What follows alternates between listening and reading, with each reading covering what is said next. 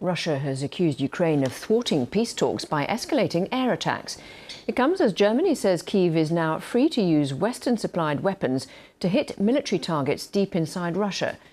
Britain and the US lifted range restrictions on the weapons they supplied to Kyiv last year. The German Chancellor Friedrich Merz said the move would help Ukraine to fight the war.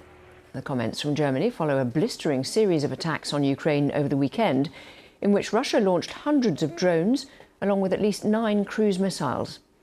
Officials in Moscow have suggested President Trump is, quote, emotionally overloaded after the US president said Vladimir Putin had gone absolutely crazy by escalating airstrikes on Ukraine.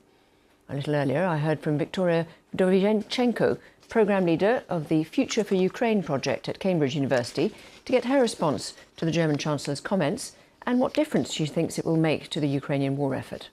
The German Chancellor just reinforced the words not only of Keir Starmer, but also of President Macron and, of course, the position of the United States on having no longer any restrictions to have this long-range missile attacks, and basically attacks is happening.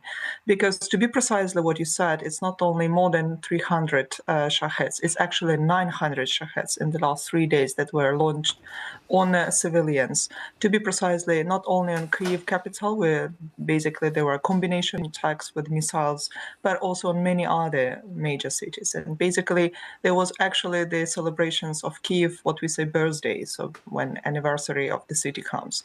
What does it make and what it feels for Ukrainians? For most of all, is not only to target the Russian civilians, but actually to target the depots of where the most, what we say, of the weapon and the strikes where the Russian troops are launching.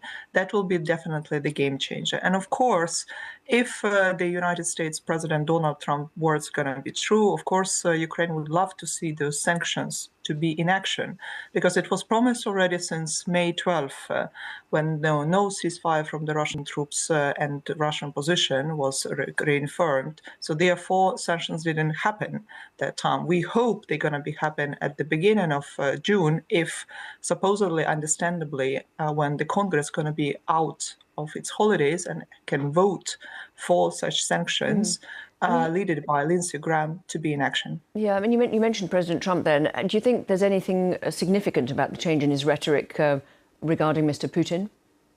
Well, that's the point, because Donald Trump is zigzagging. So sometimes he's saying one thing and then reinforcing it from different actions, and sometimes it's a reverse thing. So now, finally, when he says that he is disappointed with the position of Kremlin leader, it's not something new for Ukrainians, and it's not something new for the European leaders itself. But being disappointed and making it in a real, let's say, actions, there are two different things. And we hope we can see these words being linked to actions.